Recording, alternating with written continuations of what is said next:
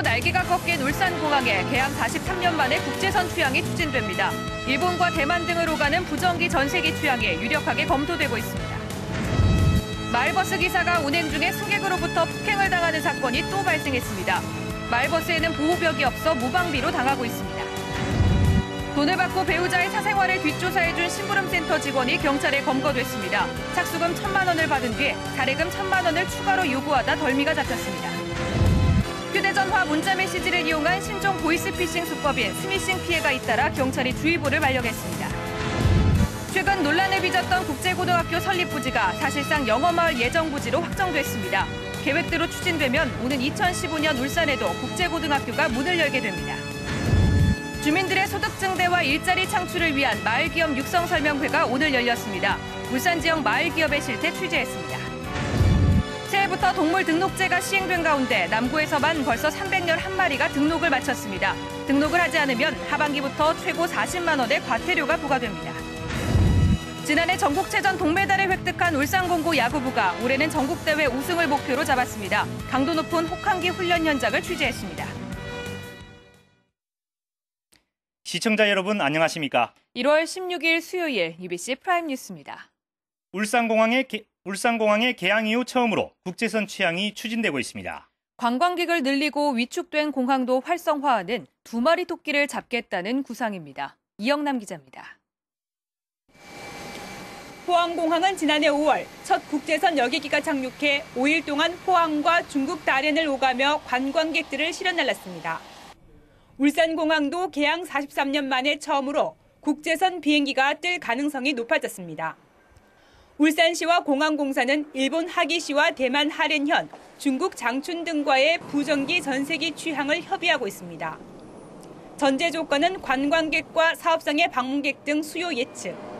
울산시는 성수기에 맞춰 관광 상품을 기획하고 관광객 유치 가능성이 확인되면 부울경 관광의 해인 올해 시작한다는 구상입니다. 부산 등 인근 도시와 관광 상품을 구성을 하고 일본, 중국의 주요 도시와의 전세기 취항을 적극 검토 협의하고 있습니다. KTX 개통 이후 승객과 운항 편수가 40% 이상 줄어든 울산공항도 공항 활성화를 위해 전방위 지원에 나섰습니다. 세관, 법무, 검역 시설을 차질 없이 국제선 운항에 차질 없이 전폭적으로 지원할 생각으로 있습니다. 침체에 빠진 울산공항이 국제선 취항으로 공항은 활기를 찾고 지역 관광산업은 도약의 계기를 맞을지 주목됩니다. UBC 뉴스 이영남입니다. 최근 논란을 빚었던 국제고등학교 설립 여부가 이달 중으로 결론납니다. 설립 부지로는 울주군 서생면 영어마을 예정지가 사실상 확정적이라고 합니다. 서영만 기자가 보도합니다. 울주군의 주민 반대로 사업 추진을 접은 영어마을 예정지입니다. 이 일대 4만 7천여 제곱미터의 국립형의 국제고가 들어설 가능성이 높아지고 있습니다. 멀리 원전이 보인다는 이유로 난색을 표했던 시교육청이 최근 들어 주민들의 유치 열망과 200억 원대의 원전 지원금 등 현실적인 면을 고려해 긍정적으로 선회한 겁니다.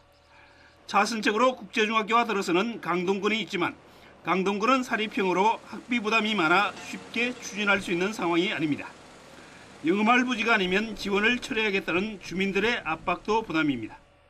다만 교육청은 전액을 지원받은 뒤 부지를 매입하는 게 아닌 주민들이 지원금 일부로 부지를 사들여 기부하는 형식을 원하고 있습니다. 입지 선정에 대한 논란을 사전에 차단하겠다는 겁니다. 이에 따라 울주군과 시교육청은 조율에 들어가 조만간 학교 부지를 결정한 뒤 교과부에 학교 설립을 위한 심의를 신청한다는 방침입니다. 다수의 변수가 있긴 합니다만 계획대로 추진된다면 올해 착공에 들어가서 오는 2015년 울산에도 국제고가 문을 열 수 있을 것으로 보입니다. UBC 뉴스 서영만입니다. 달리는 마을버스 안에서 승객이 기사를 폭행하는 장면입니다. 사소한 시비 때문에 벌어진 일이지만 자칫 승객들의 안전을 위협할 수 있는 아찔한 순간인데요. 마을버스에는 보호벽이 없어서 대책 마련이 시급한 실정입니다. 조인호 기자입니다. 승객 2명이 여성 운전기사와 실랑이를 벌입니다. 15분 동안 말다툼이 이어지고 보다 못한 다른 승객이 말리지만 소용이 없습니다. 끝내 운전석으로 다가간 승객은 운전 중인 기사에게 주먹을 날리고 내리면서 휴지 상자를 던집니다. 마을버스 요금 700원을 놓고 벌어진 소동이었습니다. 교통카드 때문에 잘못돼가지고 설명을 3번, 4번 이야기를 했는데 욕설을 하더라고. 때리고 내리니까 내가 화가 나가서 따라 내렸지. 앞서 지난해 10월에는 시내버스가 길을 막았다며 운전하던 트럭으로 위협해 버스를 세운 뒤 운전기사를 폭행하는 일이 벌어졌습니다. 이처럼 버스 기사를 위협하는 행위는 대형 사고로 이어질 수 있어 지난 2006년부터 버스 운전석엔 의무적으로 보호벽을 설치하도록 했습니다. 울산 지역 마을버스 90여 대 안에는 아무런 보호벽이 없어 버스기사 폭행 사고의 무방비로 노출되어 있는 실정입니다. 제외되는 게 마을버스라든지 지상버스도 안 돼 있고 좌석버스도 안 돼 있거든요. 그 시행 영역으로 되어 있습니다. 시내 일반 버스. 모녀지간으로 알려진 해당 승객들은 자신도 피해자라며 경찰에 먼저 신고한 것으로 전해졌습니다. 경찰은 운전 중인 대중교통기사를 폭행할 경우 최고징역 5년의 처벌을 받을 수 있다며 조사에 착수했습니다. UBC 뉴스 조인호입니다. 남편의 뒷조사를 해달라는 의뢰를 받고 미행을 하며 몰카 촬영을 한 심부름센터 직원이 경찰에 붙잡혔습니다. 의뢰를 한 부인은 처벌 대상이 아니지만 가족들이 모두 알게 돼 낭패를 봤습니다. 윤경재 기자가 취재했습니다. 한 남성이 43살 김모 씨를 미행하며 촬영한 화면입니다. 노래방 앞에 주차된 김 씨의 빈 차량을 찍으며 무전으로 어딘가에 보고합니다. 뒷자리에 무슨 이불 같은 거 있습니다. 김 씨의 차량 뒤에서 몰래 운전석을 촬영하기까지 합니다. 몰카를 찍은 인천의 심부름센터 직원 23살 이모 씨는 아는 사람의 소개로 38살 박모 여인에게 의뢰를 받고 2주 동안 남편 김 씨를 몰래 따라다니며 촬영했습니다. 촬영분이 먼저 다 알려주셨어요. 남편이 어떤 생각을 하고 어디에 다니고 일하는 어려움이 없었던 겁니다. 이 씨는 박 씨가 주기로 한 2천만 원 가운데 1,000만 원을 주지 않자 박 씨의 집 앞으로 찾아갔다 경찰에 붙잡혔습니다. 특정인의 사생활에 대하여 따라다닌다든지 미행을 해가지고 거기에 대한 정보를 제공하는 자체가 위법입니다. 이렇다 보니 흔히들 뒷조사를 하는 것으로 알려진 흥신소와 심부름센터들도 이제는 뒷조사를 하지 않는다고 말합니다. 안 해주셔도 됩니다. 그런 거 요즘 하다가 구부대면 저 난리 나는데 울산 쪽에는 쎄. 대다수가 치안부 사기꾼들이고 동물도 도망가고 양쪽에 하지 마세요. 사기당합니다. 사기당해. 뒷조사를 의뢰한 박 여인은 처벌 대상에서 제외됐지만 가족들에게는 크나큰 상처를 주게 됐습니다. UBC 뉴스 윤경재입니다.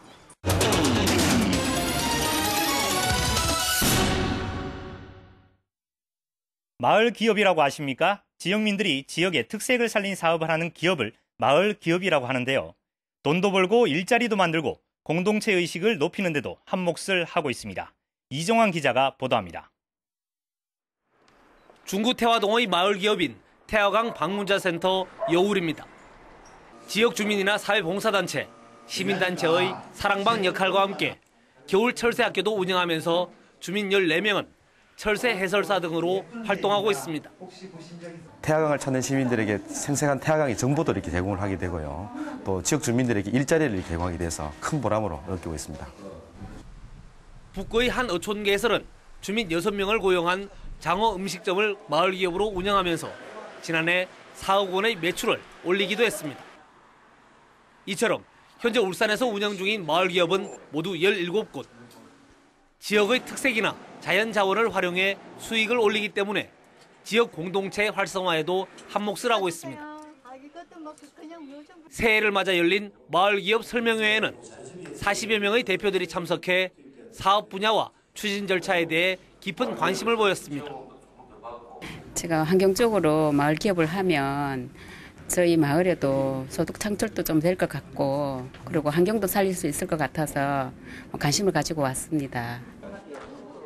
마을 기업으로 선정되면 첫 해 5천만 원, 둘째 해에 3천만 원 등 모두 8천만 원을 지원받습니다. 그러나 마을 기업 측은 비슷한 성격의 사회적 기업처럼 세제 혜택이나 경영 컨설팅이 확대되기를 바라고 있습니다. 마을 기업이 지역 주민들의 일자리를 창출하고 공동체 의식도 높이는 일석이조의 효과를 거둘 수 있을지 주목됩니다. UBC 뉴스 이정환입니다. 울주군 신청사 건립 예정지에 대한 그린벨트 해제가 정부 조직 개편과 맞물려 늦어질 전망입니다. 울주군은 최근 국토해양부를 찾아 신청사 예정부지에 대한 그린벨트 해제 당위성을 설명했지만 충분한 검토가 필요하다는 원론적인 입장만 들었다고 밝혔습니다. 국토부 관계자는 적절성을 검토한 뒤 중앙도시계획위원회에 상정해 처리하는 데까지 3개월 정도 걸리는데 울주군 신청 사건은 아직 상정도 안 된 데다 부처 조직 개편까지 진행돼 다소 시일이 더 걸릴 것이라고 설명했습니다. 코스트코 건축 허가를 내주지 않아 기소된 윤종호 북구청장에 대한 1심 선고가 내일 울산지법에서 열립니다. 윤 구청장은 지난 2011년 5월 울산시 행정심판위원회가 코스트코 건축허가 신청에 대한 불허가 처분을 취소하라고 했지만 이를 이행하지 않아 직권남용 혐의를 받고 있으며 검찰은 지난달 초 구청장에게 징역 1년을 구형했습니다. 윤 구청장은 금고 이상의 형이 확정되면 자리에서 물러나야 하지만 지난 9일 진장유통단지조합이 고소를 취한 상태여서 어떤 판결이 나올지 주목됩니다.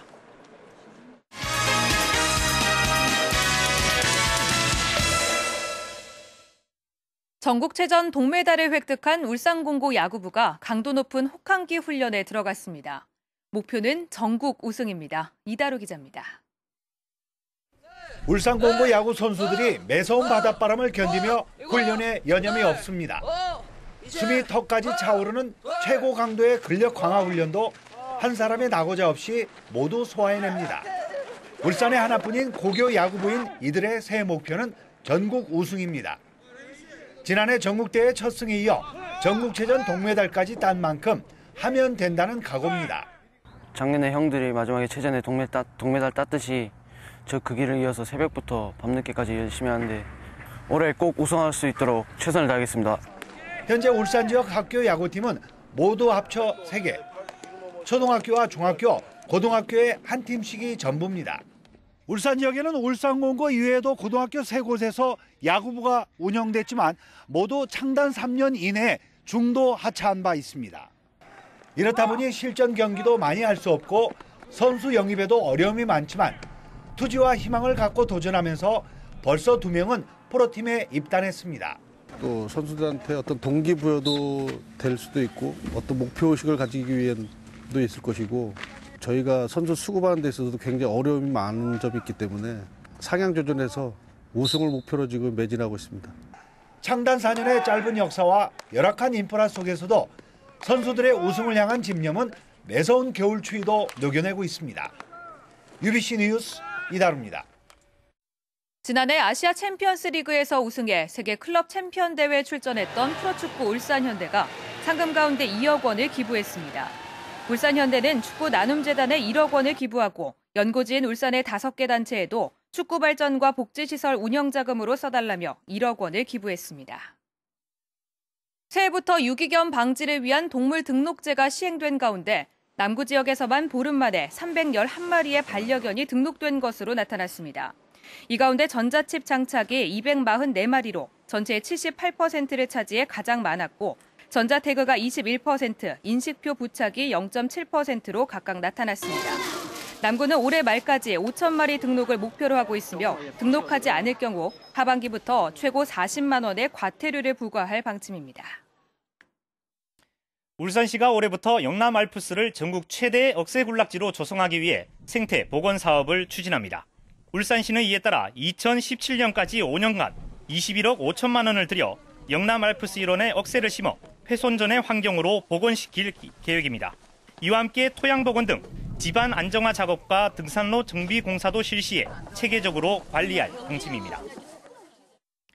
현대자동차가 현재 진행 중인 사내하청 근로자의 정규직 채용 규모를 대폭 늘릴 것으로 알려졌습니다.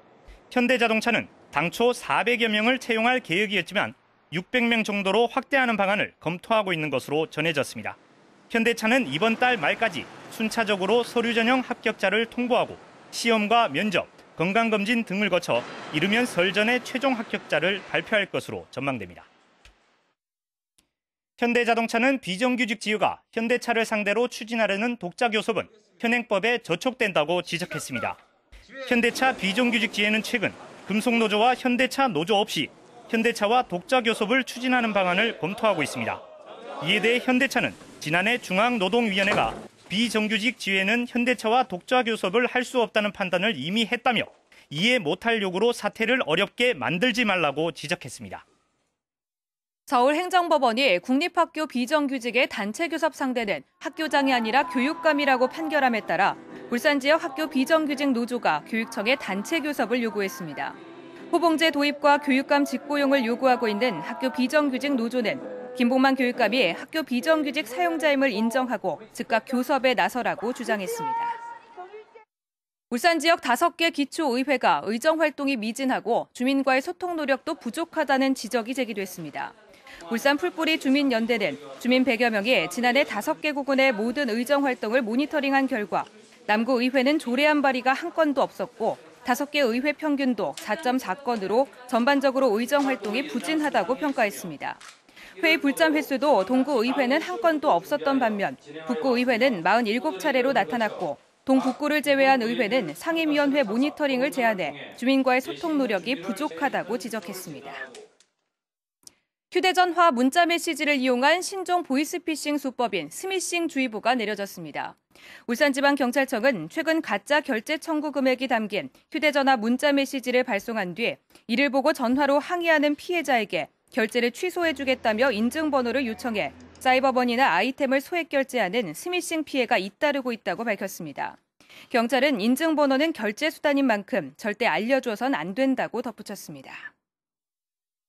오늘 새벽 0시 5분쯤 중구동동의 한 자동차 정비소 앞 도로에서 52살 정모 씨가 62살 김모 씨가 몰던 택시에 치여 병원으로 옮겼으나 숨졌습니다. 경찰은 정 씨가 도로에 누워있다가 사고를 당한 것으로 보고 정확한 경위를 조사하고 있습니다.